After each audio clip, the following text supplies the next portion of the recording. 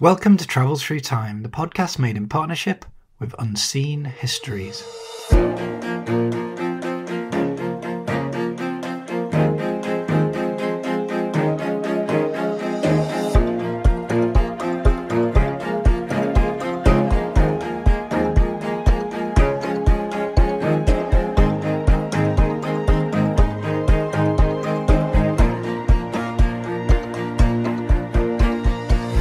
Hello, I'm Peter Moore. Today we're off to the 19th century to examine an event that Karl Marx called one of the most monstrous enterprises in the annals of international history. The 1860s were a decisive decade in the emergence of the modern world.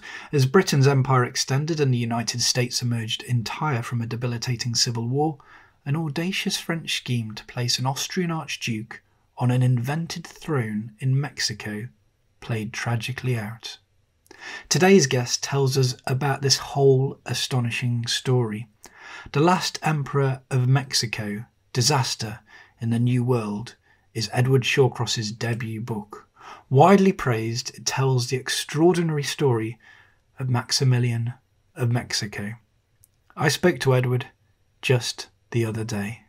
Hello Ed, welcome to Travels Through Time. Today we're going to talk about the story narrated in your absorbing new book, which is The Last Emperor of Mexico, which is right here before me. But first of all, I wanted to ask you a quick question about your own background as a historian and what your particular interests are. I came to this through sort of a long process of interest, actually starting with French history, 19th century French history, which I studied at school, which is a very, very long time ago now, and was intrigued by the person of Napoleon III, the lesser known of the Napoleons, who has a quite extraordinary political regime in the mid-19th century France. And I just remember sort of sitting in school thinking about this, and there's this one episode where it was explained by the teacher that he invaded Mexico, but this is very much a small part of the course that we were studying at that point. And it was just said, well, Napoleon III was the kind of man who would spin the globe and invade wherever it stopped. And I thought there's probably a bit more to it than that. So when I then went into academia, doing a master's and then PhD, what I really then switched to focus on was Mexican history and looking at the 19th century Mexican story and its intellectual history and how the French intervention in the 1860s, which is what we're going to discuss, links up with political ideas and currents of thought in Mexico. So really combining that first interest in mid-19th century French history and then trying to explain why on earth France invaded Mexico in the mid-19th century as well, which is something that's perhaps understudied or not too well known, shall we say. Okay, we'll get on to that very shortly. And you've alluded really to the story we're going to talk about today, of course, which is the story in your book. But it is a story that needs a little bit of grounding. And I thought quite a good way of us getting into this mid-19th century world that you're evoking is to look at a few very important concepts that were underpinning intellectual thought at the time, but really that are expressed in some very short phrases. The three that I have in mind, I wanted to ask you to explain to our listeners are: number one, the Monroe Doctrine, which you write about. Number two is the idea of manifest destiny. And number three is more a descriptive term than a concept, and it's the descriptive term Latin America. Could you just talk about those and what they meant to someone in, say, the 1850s?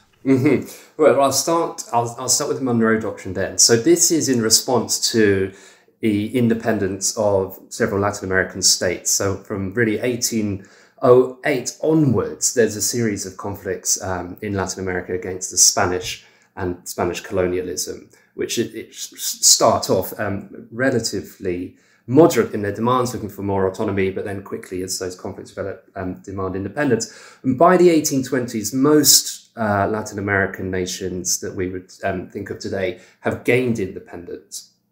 The Monroe Doctrine is formulated in response to that, because what's going to happen next? And the great fear in the United States of America is into that vacuum. It's going to move European imperial powers, namely France, possibly Spain will attempt some kind of reconquest, but potentially also Britain, although it's mainly they're looking towards the Holy Alliance and more conservative Catholic countries. So the Monroe Doctrine, which is, I think it's 1823, when it's first formulated by President Monroe, is to make it very clear that the status quo as it is fine. If you happen to have a Caribbean colony or whatever it is, that can stay. What cannot happen is political and military interference in the internal affairs of independent Latin American countries. So, of course, Mexico being a great example, but all of the nations south of the United States of America. So on the one hand, you can see this, and this is how it is often interpreted at the time in the United States of America, as this very benevolent attempt to guarantee freedom and democracy. And of course, the governments that have emerged are Republican. They're not monarchical. There's an element of democracy, however imperfectly applied. And so but on the one hand, it can be seen as this as a sort of bastion of freedom and the so-called New World emerging as Republican and democratic, into which European powers cannot interfere. Another way of looking at it, and it's viewed this way increasingly in the mid-19th century, partially because of that other term you mentioned, manifest destiny, is the United States of America is marking out a sphere of influence for hegemony, perhaps even territorial conquest.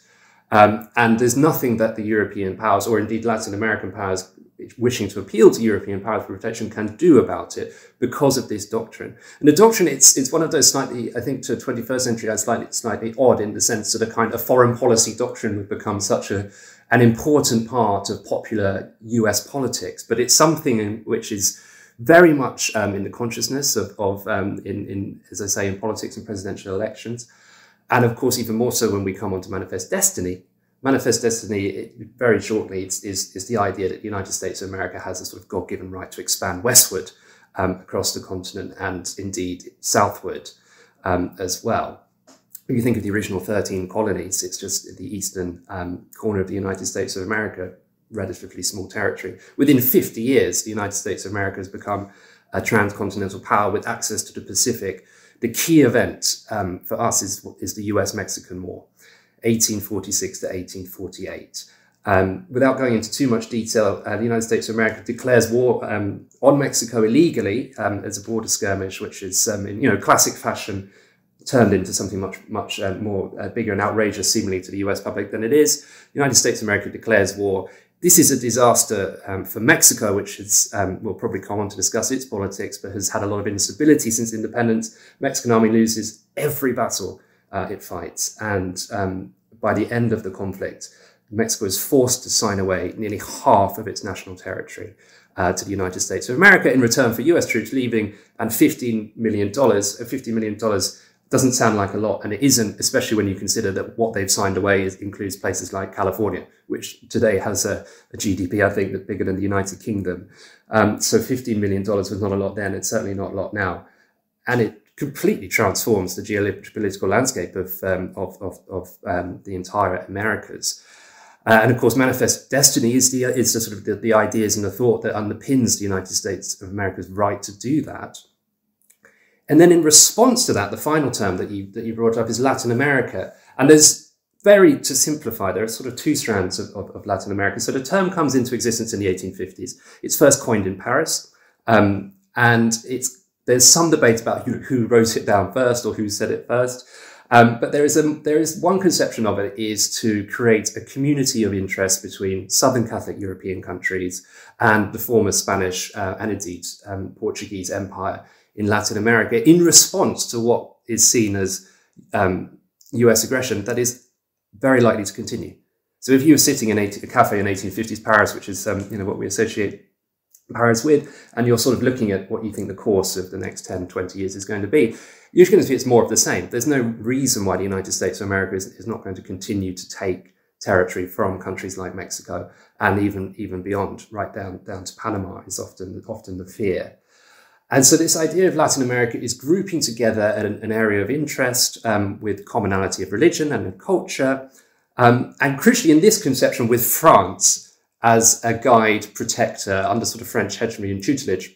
It should just very quickly say there's another conception, a more radical conception by Latin American intellectuals, which of course has no place for France. And this is a concept of Latin America as a sort of vanguard of modernity that does have a commonality of interests, but not because of its necessarily its European origins, looking to a European protector.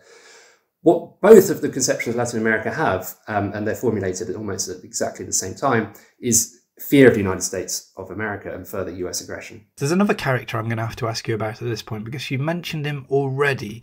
He's not quite so familiar to us, but he has a very familiar name. This is Napoleon III. And his story is really intertwined with your own that we're going to get on to. So I think it'd be useful at this point if you explained who Napoleon III was, what kind of vision he had for the world, and how was he getting on at this time? Absolutely. So Napoleon III, by this point, has achieved his life's dream, his ambition, which was to become Emperor of the French, as his much more famous uncle Napoleon had done. And this is one of those... It's kind of a manifest destiny of his own, isn't it? It is. And it is. He sees it as his destiny. And he's one of those people who's absolutely convinced that he has a role to play, not just in French history, but in world history. So he becomes really the dynamic force in the story, which we should probably get to now, which is in the mid-1860s, when he really sponsors an attempt to bring kind of a monarchy or an emperor into Mexico. And we should probably just dwell on what Europeans thought. I know this is a very broad question, but in the European mind, I mean, you have a very simplistic division between the old world and the new world for one, but then you have these kind of romantic stories that have come out of the travelling journals of Alexander von Humboldt. And then I suppose it's a general sense of a disordered region. Mexico has been through many political convulsions in its very, kind of short history since independence. What was Mexico to Napoleon III at this point? It's an excellent question. So, as you say, the writings of Alexander von Humboldt are hugely influential, and not least because those are written just before, you might say, the chaos is unleashed in Mexico. And so it sort of sets in stone in the European mind this idea that Mexico is enormously wealthy, because von Humboldt details, the sort of economic statistics and the mineral wealth of Mexico. That, to use an anachronism, by the mid-1850s, it's a failed state. So to give a very brief sort of potted history of Mexico, what happens is it becomes independent in 1821. Importantly, for Napoleon III's vision of what Mexico is to become, it becomes independent not as a republic, as all other Latin American countries, bar Brazil, do, but as an empire, as a monarchy. This is because one of the independence heroes, Iturbide, he is a royalist who switches sides to fight for independence and manages to unite those disparate groups behind a vision of essentially a constitutional monarchy. And he invites the King of Spain or one of his family members to take up that role as an independent monarch of a Mexican empire. Of course, the King of Spain, who's Ferdinand VII, is one of the more incompetent monarchs. I mean, that's a very competitive field. Refuses anything short of complete reconquest of was one of his richest parts of his empire. Iturbide's solution to this seemingly insoluble problem is that he has himself crowned and becomes Emperor of Mexico. His reign is disastrous. It lasts 9 months. He's quickly deposed, sent into exile, and he, on the mistaken belief that he'll be welcomed back as a hero, he comes back in 1824 and he is executed. So in 1824, Mexico becomes a federal republic, but violence is much more important than the ballot box. The very first election for president in Mexican history descends into chaos and violence. And from there on in, most regimes last 2-3 years max. And that's quite a good innings for many of the Mexican presidents. There's numerous interim president regimes, revisions to constitutions, different constitutions, dictatorships, and political instability really is what people in Europe associate with Mexico, and what many politicians in Mexico also associate with Mexico. We see it as something slightly laughable. In the mid-19th century, it's going very well for Napoleon III, much better than the previous French regimes. He seems to restore France to a position of power. He's fought in the Crimean War. The economy in the 1850s is booming. So that doesn't seem so ridiculous to him that you might turn a republic into a monarchy. This situation that you sketched, I mean, it seems outlandish to us today, the idea. Well, maybe it isn't actually, because if you look at recent politics, similar things have happened in a way. But Napoleon III seems to be launched upon this quest by the influential group of Mexicans. The question, as you pose it early on in your book, is who is going to fill this role? If you're going to kind of inject a monarchy into a nation, you need to have a monarch. And what better monarchical name than Habsburg? Do you want to tell us a little bit about this character, who we're going to spend time with over the next half an hour or so, but really just introduce us to him, because through the mind of Napoleon III in the early 1860s, there's got to be a kind of address book of people who he's thinking, who can do this job? Yeah. And this is very much as you describe it in the book. What really were the virtues of Maximilian of Austria? Well, the key virtue is one you've already touched on, right, which is his name, Habsburg. This is, this. If you're going through your catalogue of royals, this is top shelf. This is the good stuff. The Habsburgs can trace their lineage right back into power to the 13th century. Of course, they've had illustrious European dynasties, and crucially, from the Mexican perspective, it's actually under Charles V, Habsburg, who becomes Holy Roman Emperor, that Mexico is conquered first in the name of the Spanish Empire under Hernán Cortés. It's so that you have that connection with Mexico. So the Habsburg name is key, specifically for Ferdinand Maximilian, who is the man that is Napoleon III alights upon for this scheme to create a monarchy. Of course, with the monarchy, you'd need a monarch, and that's why Mexican monarchists say the first one didn't work. They didn't have someone of Maximilian's lineage.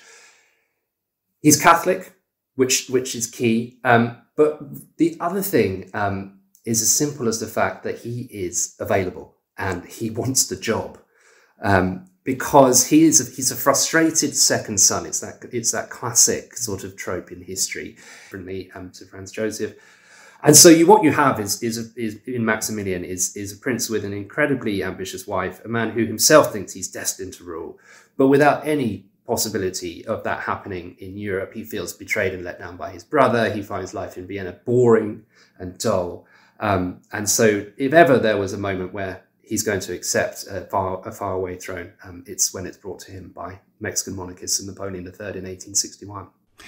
It's just it's novelistic, isn't it? This idea of a slightly dissatisfied old aristocrat in a great palace overlooking the sea near Trieste with nothing to do. And I suppose that's the opening for the drama that we're going to propel ourselves into right now. So let's get into the format that we use each week. And I'll begin by asking you the question that I throw to everyone who comes on this podcast, which is, if you could travel back in time to one calendar year, which year would you pick? So I have chosen 1867. For sheer drama, the year 1867 can't be beaten, and actually comes to symbolise some really important, longer-term, bigger structural points as well. So that's the one I've gone with. Of course, the big thing everyone knows about the 1860s in terms of Western history, of course, is that this is the period of the American Civil War, which is incredibly important as a, it's not a sideshow, it's directly involved in this, because whether America is consumed in a battle against itself or whether it's free to intervene is very central to Napoleon's calculation. But of course, that ends in May of 1865. Then, more importantly still, perhaps, is this French-sponsored enterprise, should we call it. Napoleon III deserts Maximilian in 1866. Mm-hmm. So these kind of set up, this is, I think, the dynamic of 1867. You have a very isolated emperor, a long way from home. Lines of communication seem to be very poor. If I'm not mistaken, there's no real telegraphic communication by this point with Europe, is there? It's just come in imperfectly, the transatlantic cable in 1866, and that has to go through the United States of America. So you can get a message probably within a few days up to a week, but not most communication is, as you say, is still by sea, and that's 4 to 6 weeks from Europe to Mexico City. He's not formally off the crown until 1863, And that is by this group of Mexican monarchists who have been defeated in civil war in Mexico, who go to Napoleon III and say, we've got this brilliant plan. Napoleon III agrees with them. He sees huge advantages for France. But the military intervention, which Mexican monarchists promised would be very simple, proves much more difficult. So there is a good year and a half of hard fighting before the French army even gets to Mexico City in 1863. That's when the formal offer goes to Maximilian. He, and this is an important point to bear in mind, is one of the great prevaricators in life. He's a dreamer, and the idea of being the Emperor of Mexico is a fantastic one. And I think, you probably would have all consider it if that offer came in. But he realizes that rather than what he's been sold by Mexican monarchists and Napoleon III, which is a pacified kingdom of enthusiastic monarchists who have called him openly, he has plunged himself into a civil war whereby his so-called empire doesn't control a huge amount of territory, is constantly under attack from guerrilla forces, because what has never been resolved is that Mexico is a republic and it has a president, and that president is Benito Juarez, one of the great heroes of Mexican history. He never resigns. He never relinquishes office. He continues to resist the French and their Mexican allies right throughout this period. Now, in 1864-5, it does look like he's on the point of defeat, because the French army has 30,000 troops in Mexico. There's probably about another 20,000 Imperialista forces as supporters of Maximilian are known alongside him.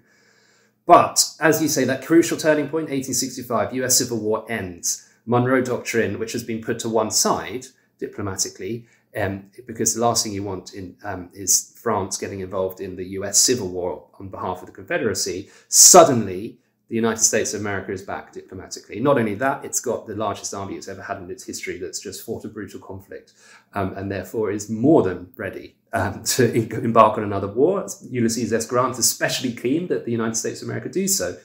So Napoleon III is now faced with a choice, which is, do I continue to back my man in Mexico, Maximilian, or do I pull my troops out?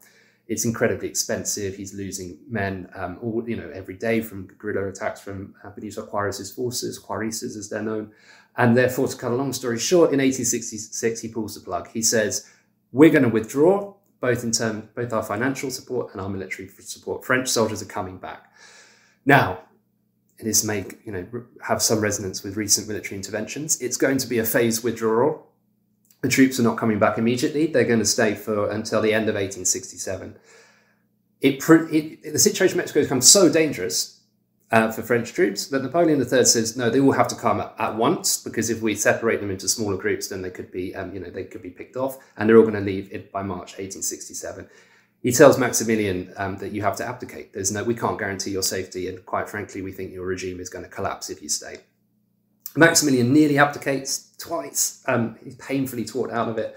And by January 1867, after 40 days of deliberating, should I stay or should I go, he packs up his furniture, he packs up his archive. All of that is shipped to Europe. That's how close he is to leaving.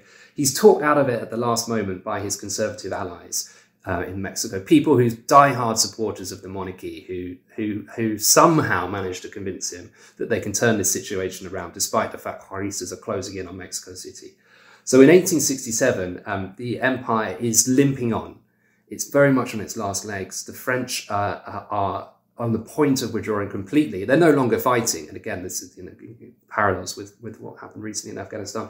The French are no longer, they're merely retreating, and they have an agreement essentially, which is we will not engage with Juarista forces.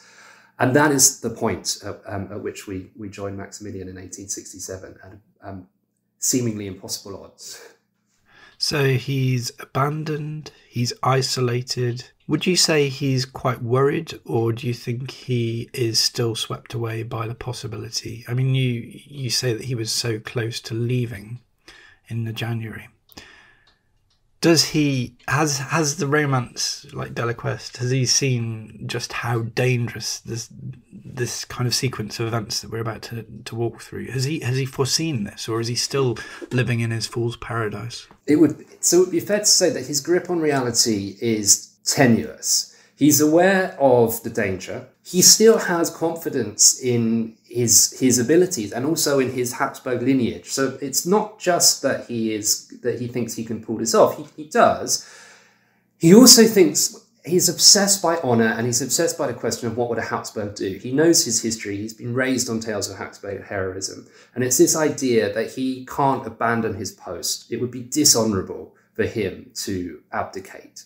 So it's a mixture, I think, of optimism, delusion, honour, duty, and that's really where he is in 1867, beginning of 1867. So not a brilliant place to be. Okay, let's go and meet him. So, where would you like to go? We'll give you 3 scenes and 3 opportunities to have a look at Maximilian, and we'll talk through them. Where would you like to go first, please?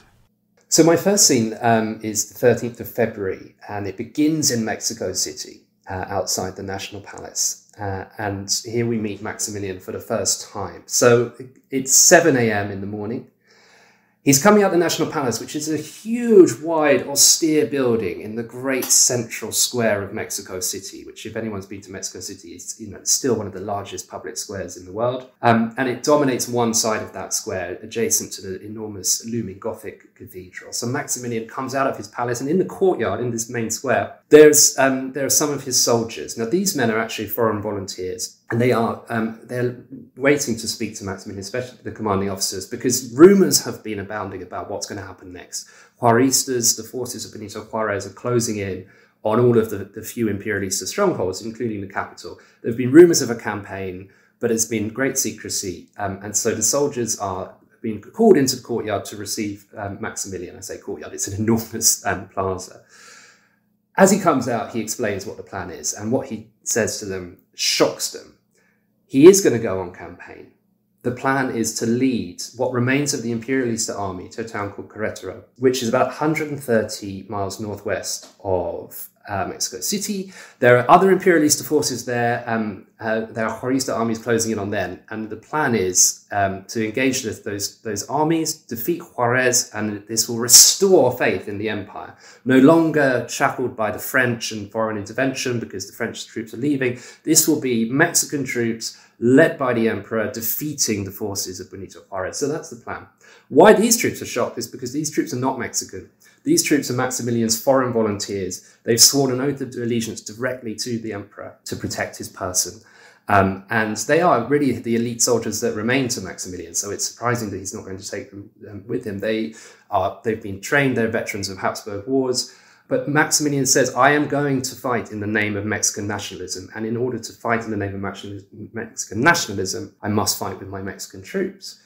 So the foreign volunteers are absolutely distraught. They've sworn this oath of allegiance to Maximilian, but he orders them that they must garrison Mexico City, and he will go with his Mexican troops. So he now, with a very small entourage and 1 or 2 Mexican officers, he mounts his horse, rides through the streets of Mexico City to meet up with this army that he himself is going to command and lead against the Juaristas. Now, I say army, it's about 1,500 strong. Part of the reason he stayed was because his Mexican allies said, we are going to get tens of millions of pesos, which is the same equivalent of the US dollar at the time, so for a comparison in terms of money. We're going to get tens of thousands of troops. He's got 1,500 troops and $50,000 to pull off this great comeback for the empire. Not only that, these troops are mostly press-ganged off the streets of Mexico City a few weeks before, and they're still in the clothes that they've been seized from. Some of them not even armed with muskets, rifles, whatever. So this is a ragtag army. It looks more like a badly armed crowd than an army when Maximilian rides to meet them at the northern gates of Mexico City. Instead of his foreign volunteers, he's got 2 men with him who are going to play an important role. He's got Leonardo Marquez. Marquez he's a very good general, very devout Christian. He's been fighting for the Catholic Church, which is one of the causes that Maximilian was supposedly called to defend. And another man called Miguel Lopez. Lopez is unlike much of the rest of the army, is a very effective soldier, and he's a very loyal lieutenant of Maximilian. In fact, so much so that Maximilian is godfather to one of his children. And Lopez leads a regiment called the Empress's Regiment, which is an elite body of cavalry, such as remains available to Maximilian. So this army sets off 130 miles northwest to Querétaro. As I say. I just wanted to ask you a little bit about Maximilian in person, because we haven't actually described him, and I think it might be useful for our listeners to kind of get an idea of him as a physical creature, and he is interesting. And this is, of course, the early years of photography. So he is there for us in the archive, and you describe him as well as a impressive figure, tall for the time, around 6 feet, with fair complexion, blue eyes, prominent sideburns, blondish hair. He's got this forked beard, which is quite peculiar. I mean, that's the thing that I think probably distinguishes him immediately to our modern eye. Does he have a kind of charismatic air of leadership? I know from his earlier life, you talk about when he was serving in the Austrian Navy, that he was very much liked by his men. That he was seen as someone of fibre, and he had a certain military aptitude. Is any of that present in this scene? In one sense, which is, you're right, he does have a charisma, and his ability to win over supporters and instill loyalty in his men is striking, and you really see that in these moments. Where, and especially in that scene in the main square of Mexico City, where these officers who have, they've sworn an oath of allegiance to him, they've come out to Mexico to fight for him, they're willing to die for him, and they are absolutely devoted to him, as are many of his closest entourage. He's able to win over one of the people who's going to come on this journey with him, is a Mexican politician called Santiago Vidaurri. Vidaurri is a liberal, so not from the traditional demographic you'd expect Maximilian's supporters to come from. And he's a man that Maximilian has charmed and brought into his entourage. And even at this low ebb, when many of Maximilian's other supporters have deserted him, he stays with the emperor and is going to go with him on this, to fight this campaign. So he does have that. But as with Maximilian, he's a man full of contradictions. So the other thing to bear in mind is that Maximilian has never served in an army, let alone commanded an army. He's a naval officer, so he's not without military experience. But I'm no military man myself. But I imagine that if a naval officer turns up and says, "Well, I'll lead the army," many people in the army would probably think, "Is this the best man for the job?" And he is indecisive and he prevaricates, and that is not necessarily going to be the qualities that you're looking for in a leader, particularly in a plan which requires everything to come off, everything to be very decisive, and to sort of essentially defeat 3 separate Juarista armies through quick maneuvering and military expertise. So it's a combination of the two. He does have this exceptional loyalty. The troops, such as they are, I would see, it seems, as far as we can tell, they respond well. He makes several kind of stirring speeches on the march. But equally, is he a man who should be leading this army at this time? Is a question that I think, as a historian, you'd be asking yourself. And is it this day then that he has his first taste of combat after all these years of preparation? Absolutely right. Yeah. So this just goes to show how precarious the empire is. So we started at 7 a.m. We're only at 11 a.m. now. First stop is a stop for breakfast. Maximilian has champagne, which I think is probably one of the few benefits of having a French-backed regime, is the freely flowing champagne. It's a local parish priest, a village just, perhaps 10 miles outside of Mexico City, the capital of his empire. And it's at this point that the vanguard of his force runs into Juarista guerrilla forces. So shots are heard in the distance. Champagne quickly downed, and the column begins its march onwards. Half an hour later, the full guerrilla attack begins. 200 to 300 cavalry attacked its column. And it's worth bearing in mind that this is not a sort of beautiful parade ground military convoy. This is, as I say, ragtag soldiers press ganged off the streets, not marching in step, the artillery lumbering slower behind, and as is the custom and tradition in Mexico, camp followers, women and children even further behind. The surrounding territory is controlled not by the Mexican Empire, but by Juarista guerrilla forces, and they see this as a brilliant opportunity. Now, they don't have the numbers to overwhelm the column, but their hope is you either capture or kill the emperor. As soon as the attack begins, though, Maximilian does show some of that leadership and charisma. He gallops to the front of the column to survey the scene. He has a telescope. It is a naval telescope, as you'd expect, but nonetheless, he uses a field glass, and hence he's surveying the field. In front of him, suddenly a bullet smashes into one of the soldiers who's just 3 paces away from him. So he's right in the line of fire, and his personal physician, his doctor, Samuel Bash, has performed sort of emergency field operation, and that's the first time that he's ever been involved in this kind of thing. After about sort of hit and run tactics of the guerrillas. You've probably got two and a half hours of fighting, skirmishing, firing. They will attack, retreat, fire from from the hilly undergrowth or behind trees. They are eventually beaten off. And we'll see another quality here, which Maximilian is famed for personally, and again it shows the contradictions because it's slightly lost in the wider picture, is that one of the guerrillas who's attacked is found hiding in a ditch, his sort of neck up to water, hoping that the column will ride past. And he's sort of found, rifle in hand, so that he would have been executed under the laws of the empire, but Maximilian grants him amnesty and says, no, we shouldn't execute prisoners. And whenever he's personally involved in a situation like this, he absolutely does intervene. It is just worth pointing out that he has signed a decree which results in the summary execution of people found in ditches with weapons in their hands. So on the personal level, yeah, you do have this clemency, but he is part of a regime that has been very much involved in a brutal civil war in Mexico. So one shouldn't get too carried away with that.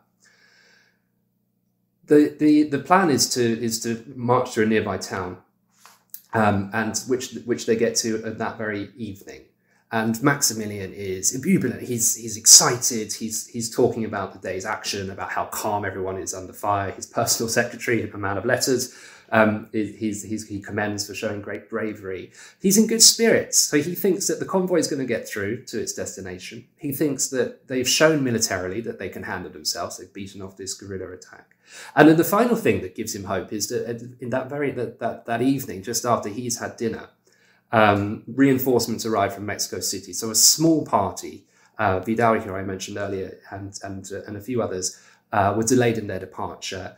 They come to join with Maximilian, and because of how dangerous it is, even only 10, 20 miles outside of Mexico City, they have an escort, and that escort comprises a few foreign volunteers. So these are men who Maximilian had told to stay behind, but they're able to fudge it and say, well, Vidal is an important politician. We couldn't have left him unescorted. And key amongst those is a man called Sam, a German Prussian officer who becomes very close with Maximilian over the next few months. So, they're heading to Querétaro. Is this where your second scene is going to take place then? So we are now in the town of Querétaro, which is, as I said, 130 miles northwest of Mexico City. And it's the 15th of May, 1867. And we're inside the convent of Santa Cruz, which has become the headquarters of Maximilian's army for this campaign that he was, as we left off, he was about to embark upon. How is he faring at this point? I know that campaigns across Mexico are very difficult. Right from the beginning of the French intervention, you talk about disease being a kind of constant worry. We know that Maximilian himself is used to, kind of quite a degree of comfort and luxury. How is he getting on by May?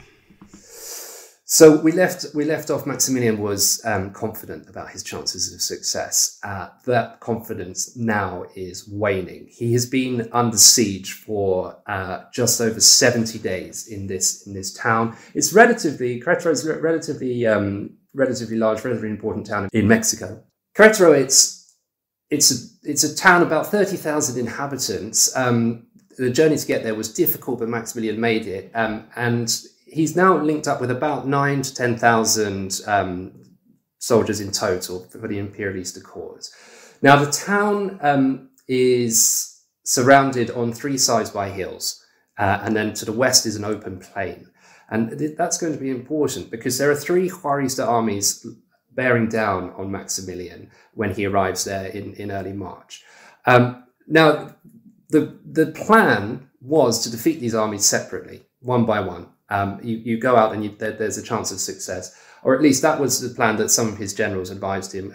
Marquez, who we mentioned, had been on the journey with him, says, no, we need to wait, and we'll wait for reinforcements from Mexico City. Maximilian prevaricates. He loves anyone who tells him to wait. That's what we're going to do. So they wait. And of course, what happens is the three Juarista armies unite and begin a siege before reinforcements from Mexico City arrive. And therefore, Maximilian, at the beginning of March, and his army of about 10,000 people is under siege from an army roughly 30,000. So the odds are not looking good. What happens up to May, very briefly though, is initially they're not too worried because Marquez, who we mentioned earlier, is able to break out very quickly with about 1,000 men in order to go back to Mexico City and bring those foreign volunteers that Maximilian ordered to stay behind and garrison the city. And the fact that they slip through the Juarista lines with no problem seems to suggest that, okay, we're under siege, but reinforcements will come, and, as and when we will have this battle that will sort of decide the fate of the empire. Now, it's meant to take 2 weeks to get these forces together and come back to relieve Maximilian and his besieged army. As the weeks tick on, obviously confidence begins to wane. And by the time we get to May, it's become apparent that that relief force is never coming. What Marquez has instead done is he's spied an opportunity to advance his own cause and that of the empire and relieve another city that's under siege, Puebla, which is towards Veracruz, the opposite direction of Querétaro. And he has been catastrophically defeated in that relief attempt. He has managed, again with the heroism of the foreign volunteers, and very crucial to this, the ones that Maximilian didn't take with him, to make a retreat back to Mexico City. He himself is now besieged in Mexico City. So the relief force is itself under siege. There's no relief coming. It takes a long time for this information to reach Maximilian, not least because they're under siege. But when it does, they decide that the only way is to break out. There's a failed attempt at the end of April where they do punch a hole through the Juarista lines, but they are very slow in following that up. And by the time they begin to march up the hill that they've managed to defeat the Juarista forces, reinforcements come.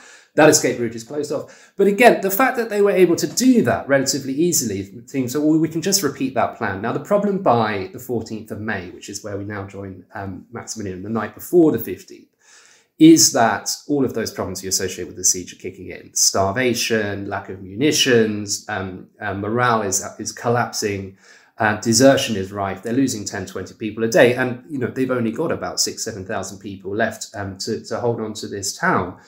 So the decision is made. We must break out. In fact, I've got us on the 15th. That decision is actually made on the 13th. And by now, listeners won't be surprised to learn that decision is delayed. Not once, but twice. Not by Maximilian. His generals request it, but of course, as I say, if he can postpone things, he will. So when we pick up with this scene, it's in the convent of Santa Cruz, which is in the heart of the city. It's been fortified and it's the headquarters. There's a council of war set for the night before, 10 p.m., discussing the breakout plan. That's where it's delayed. It's meant to be the early hours of the 15th, but it's delayed until the next evening, still on the 15th. At 11 p.m., once that has dispersed, Maximilian then brings Miguel Lopez. If you remember, Lopez is he is one of Maximilian's most loyal lieutenants. Brings him into his room, which is a former cell for nuns, very small room. And Maximilian awards him a medal for bravery for his conduct during the siege. And he says, "When we break out tomorrow evening, if it looks like I'm to be captured, I want you to put a bullet through me. Make sure that I'm not taken alive."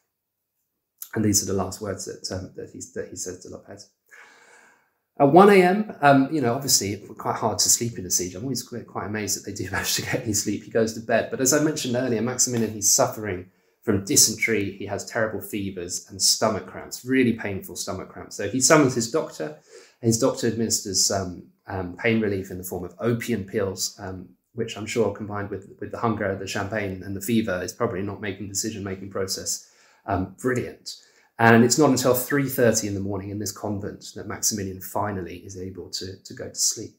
At 5 a.m., and here the sources differ, either Lopez or one of Lopez's subordinates burst into the room of Maximilian's doctor, who we left off administering opium pills to Maximilian. Lopez shouts that the convent is under attack, that the enemy has broken into the gardens and that's in battle stations. Basch then runs to find Salm, the Prussian military officer, who's also now part of Maximilian's close entourage, and a few other Mexican officers, to go and wake up Maximilian and tell him we need to escape because as we speak, the enemy is circling it's the convent and cutting off the escape routes. Maximilian is already awake. He's very calm, actually, and he explains to his doctor, he says, "Don't worry, I know what's happened. The enemy have broken in, but it's going to be fine." So he quickly throws on, his military greatcoat, gets 2 revolvers and gets his saber, and this small group of people sort of marching out the convent as the enemy is closing in on them. And they get out into the courtyard of the convent, but it seems like it's too late. The Juarista soldiers and officers have taken the courtyard, and as they try to leave through one of the gates, an officer stops them, looks over them, and then extraordinarily says, "Oh, these people are citizens, let them pass."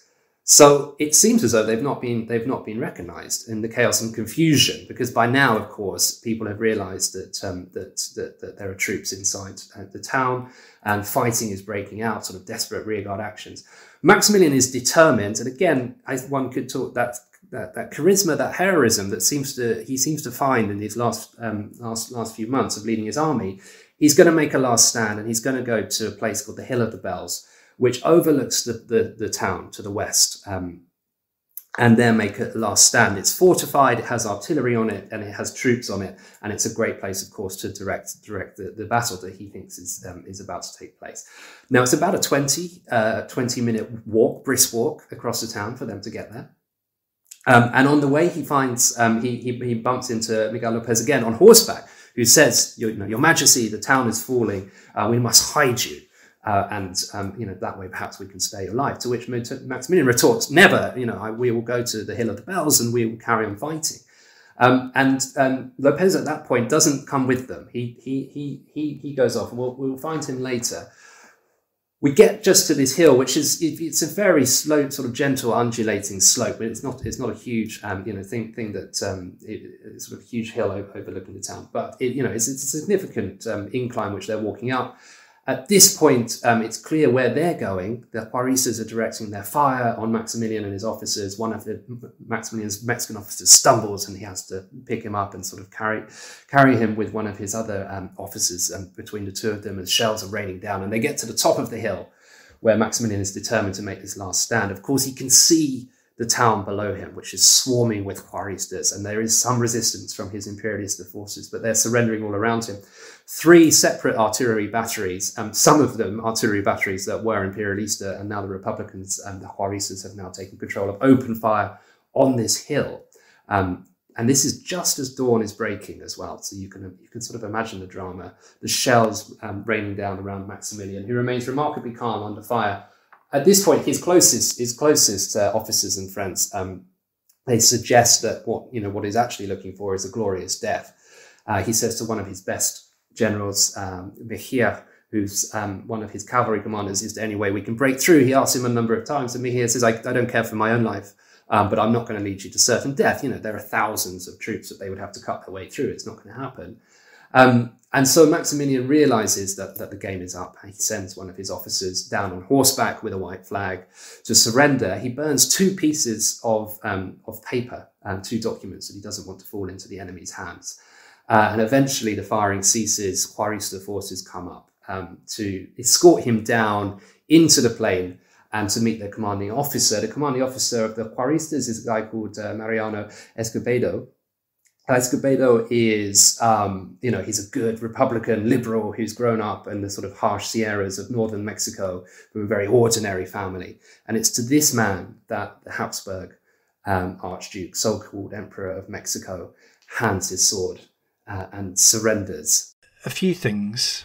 First of all, we are in a period of history where, before the Geneva Convention, for example, what awaited an act of surrender? Did he know that death was kind of inevitability, or did he have some expectation that because he was someone of standing that he was to be treated under some kind of ancient code of noblesse oblige, that he would be, put on a ship and set sail for Europe and don't do that again? He's aware that death might be a possibility, but he expects to be likely to be, to worst case scenario, be imprisoned, but likely to be sent in exile to Europe. Yet he absolutely thinks that first of all he's offered that, and he said, I'm very willing to do that.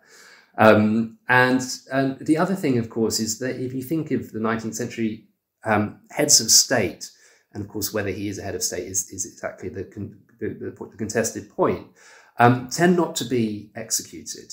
Napoleon, of course, famously exiled twice, despite having the entire of Europe rained against him. And the more apposite example, although this hasn't been played out yet with certainty, is Jefferson Davis in the United States of America, who, of course, led the president of the Confederacy. He's imprisoned and then he's eventually amnestied. He's not executed. Despite the grossest act of treason that one could possibly imagine in those terms. So Maximilian is fairly confident that he will be either imprisoned, but best case scenario, exiled. He does what he always says: if there must be a victim, then let it be me and let everyone else go. So he's not unaware as to the potential prospect of capital punishment.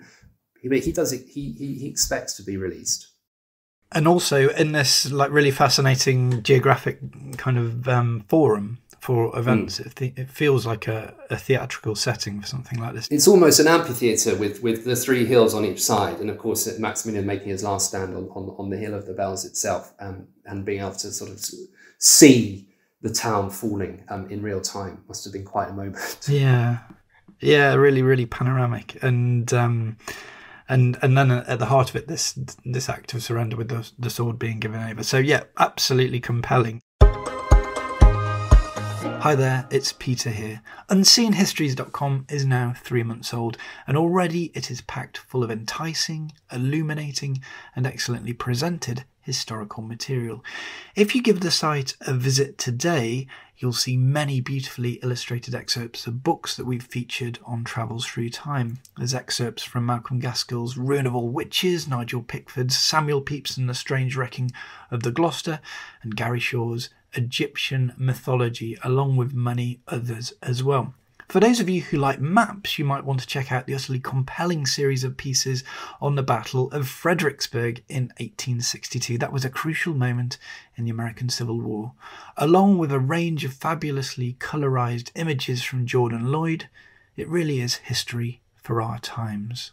UnseenHistories.com. Let's move on to your third scene then, which I think brings this little final escapade to its conclusion. Absolutely. We're still in Querétaro, and we are going to end up on the exact same hill where Maximilian surrendered. But before we do, we're in another convent. Querétaro is full of... Part of the reason why Maximilian went there is because it's a very religious town full of convents and churches, and by this point that's really his constituency is the sort of rural, well, not rural because of course it's a town, but sort of that deeper Catholic Mexico. He's in prison, and we're on the 19th of June 1867. We left him surrendering and hopeful that his life would be spared.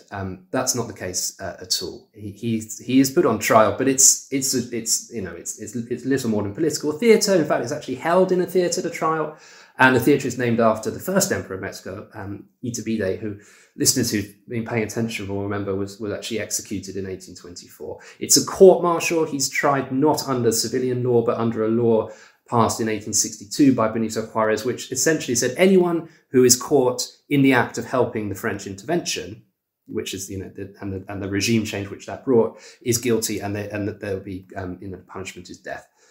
There's nothing, Maximilian is the principal agent of that French intervention. There's no defence to that court martial. He's tried by junior officers, and there's only really going to be one outcome. There have been great hopes for a pardon, not least because every single government, from the United States of America to Britain to France weighs in. Garibaldi writes a letter. Victor Hugo writes a letter to Juarez, pleading for clemency. So there is great hope that he will be pardoned. But Juarez is determined to end this conflict that has been raging in Mexico really since 1858, and you could argue since independence, between different visions. Maximilian is in prison with two other men. One we've already mentioned, Mejia. Mejia is one of the generals that refused to have a suicidal breakout. He's from indigenous people in Mexico, and he is someone who has been fighting for the Imperialista cause with unswerving loyalty, deeply religious, and represents a sort of popular brand of Catholicism amongst indigenous peoples. He's also got another general with him, Miguel Miramon. Miramon is he's a Creole, which means that he's descended from European Spaniards in Mexico, and he represents another form of conservatism in Mexico that Benito Juarez has been fighting against, which is sort of the sort of landed and titled people. So he's in prison with these two Mexican generals who've been tried with him, and they've been condemned to death. And today is the day, the 19th of June, of his execution. I think that even people who don't really know the details of the story might have had a glimpse of this execution, because it was really captured, wasn't it? In if maybe not in authentic historical detail, but at least in the historical imagination of Europe by a work of art, which I'll let you talk about if you like, or maybe you'd like to talk about the historical circumstances of what actually happened first. That might be. We'll lead him out of his prison to the Hill of the Bells, and then we can bring in the Manet painting which you're referencing. So he's condemned to death. He goes to bed, and I always just think this is extraordinary. He manages to fall asleep the night before at 10 p.m. I don't know how I would be feeling the night before my execution. I always remember the day you had to go back to school. It was always quite hard to sleep because you didn't want to go back to school. I feel like the day before your execution would not be the most restful night.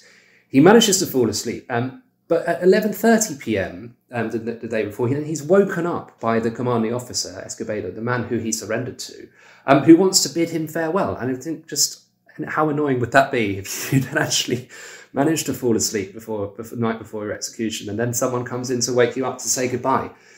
So that's a sort of fine ignominy, I think, that he has to deal with.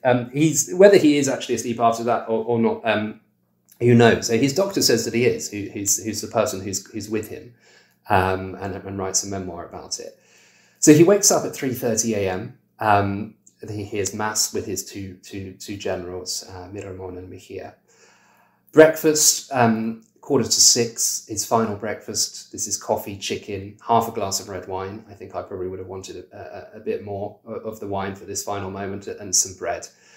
And it's at that point, just about 6 o'clock, just after 6 o'clock, that 3 black closed carriages come to take Maximilian to the site of execution. And the site of execution is going to be the Hill of the Bells, that same place where he surrendered just over a month ago.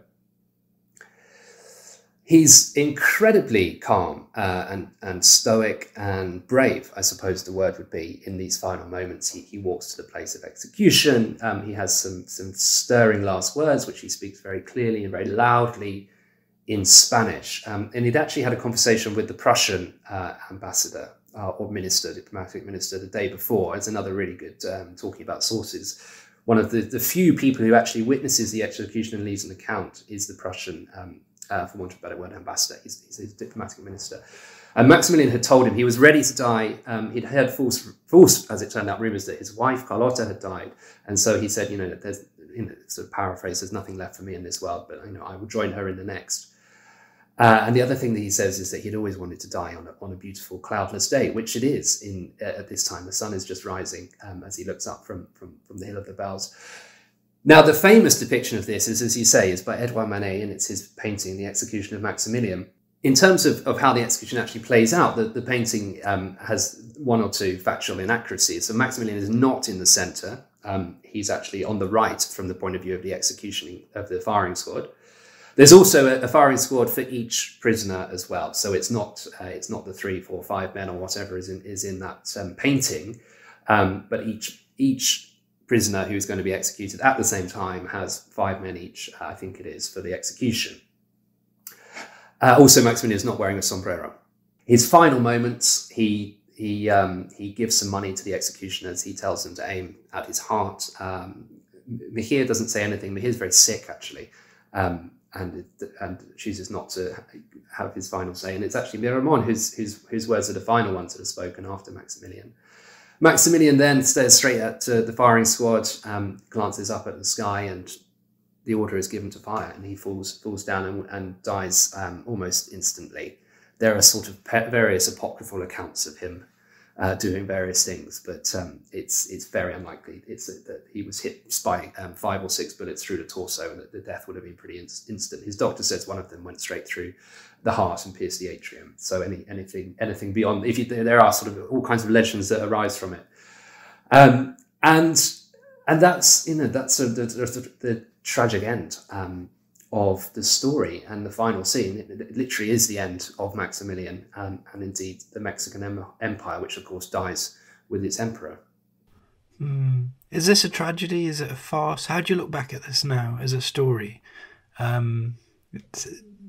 With a bit of, you've come to the end of a long period of research. Do you think there's any kind of valour to be had of the Habsburgs who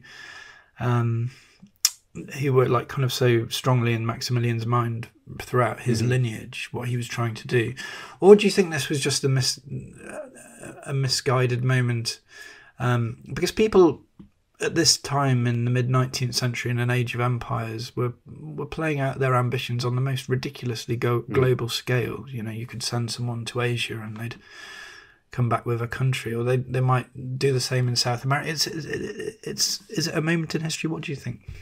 It's such a good question. I think it's really hard to divorce the personal from the much wider points that you're making there of the history. So it's a personal tragedy, and you're spending so much time with Maximilian, reading his writings, how he engaged himself. It's undoubtedly a sad moment for him personally. He's isolated, he's alone, he makes a lot of bad decisions.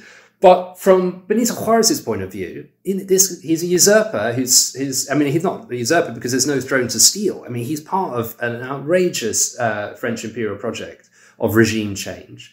Benito Juarez had been elected president in 1861, the very year that Napoleon III decides to invade Mexico and Mexican monarchists offer Maximilian the throne. There was no throne to be offered. And so I suppose, for want of a better word, Maximilian should have done a lot more due diligence. He was swept along by the romance of it. He believed in his Habsburg destiny, and that he would be able to rule Mexico as a sort of liberal, enlightened, benevolent monarch. But for most people in Mexico, that he would never be that. He would be someone who had illegally seized the throne with the support of French bayonets.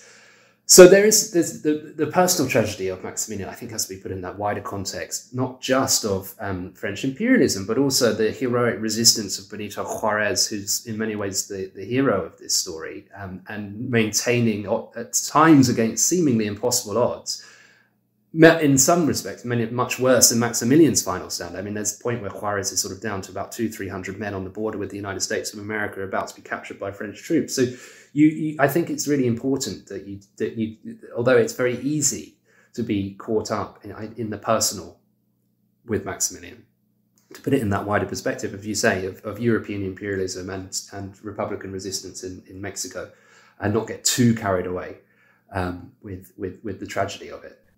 Yeah. Before I let you escape from this yourself, you're going to escape from this interview in better condition than Maximilian escaped from Mexico, that's for sure. I'm going to give you the opportunity to take one tangible memento back from the year 1867. What would you like if you could have one thing to bring back and perhaps have as a reminder of the story for yourself?